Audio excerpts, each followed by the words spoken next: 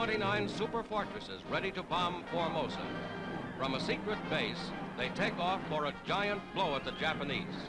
The first operational flight of the B-29's to be shown in film. Bombs away. They fall on the Formosa Island citadel. Anti-aircraft fire is heavy on the return trip, but all but one of the super fortresses returned to base after a raid that paved the way for still greater attacks.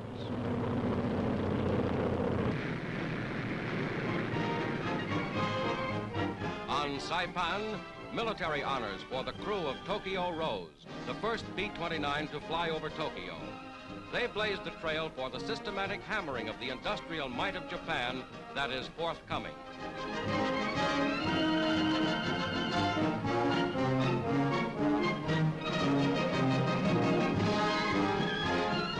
Brigadier General Hansel, commander of the super forts on Saipan, pins the Distinguished Flying Cross on Captain Ralph Stakely, pilot, and Lieutenant Harold McCommon receives the Air Medal. These men brought back pictures and information that led to the successful bombing missions over Tokyo by the B-29.